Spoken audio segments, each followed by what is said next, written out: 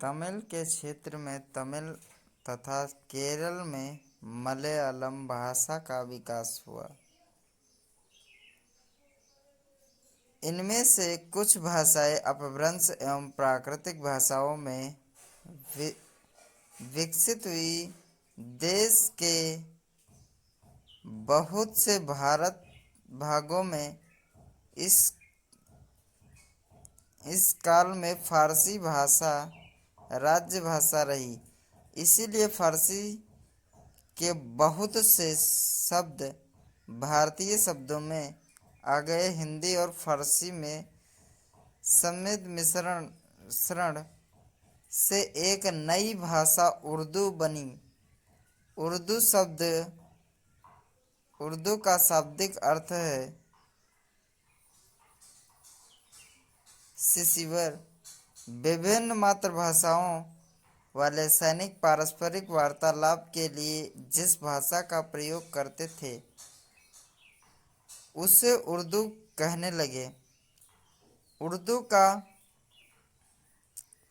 व्याकरण हिंदी भाषा के समान ही था, पर उनके शब्द फारसी, तुर्की और हिंदी भाषाओं में लिखे गए थे।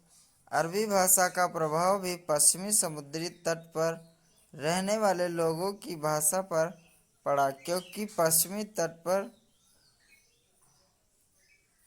एशिया और व्यापारी अरबी भाषा का व्यापार करते थे। सीमित संख्या में कुछ विद्वान संस्कृत भाषा का भी प्रयोग करते थे। धार्मिक कर्मकांडों में संस्कृत भाषा का प्रयोग किया जाता था। हिंदू राज्यों में जैसे विजयनगर के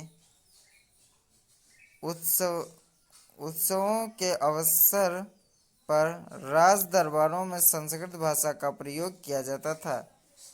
उच्च शिक्षा का माध्यम भी संस्कृत थी। संस्कृत पुस्तकों का अनुवाद भारतीय भाषाओं के समय साथ साथ और फारसी और अरबी में भी होने लगा। इस काल में अनेक विद्वानों ने विभिन्न भाषाओं में मौलिक रचनाएं भी की। तेलुगु के कवि श्रीनाथ नेस्यु के समान में हरि विशाल जैसी अनेक कविताओं की रचना की, जैसे कि मलिक मोहम्मद जैसी ने हिंदी भाषा में पद्मावत के नाम से रचना की।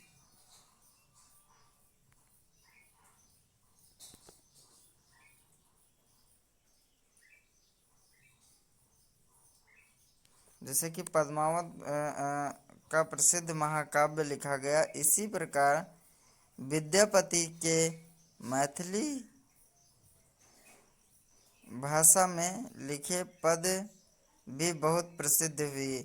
अमीर खुसरो ने अपना बहुत सा साहित्यिक पारस्परिक भाषा में लिखा है। ये मलिक मोहम्मद जैसी के द्वारा पद्मावत एक महाकाव्य लिखा गया। जय हिंद, जय भारत।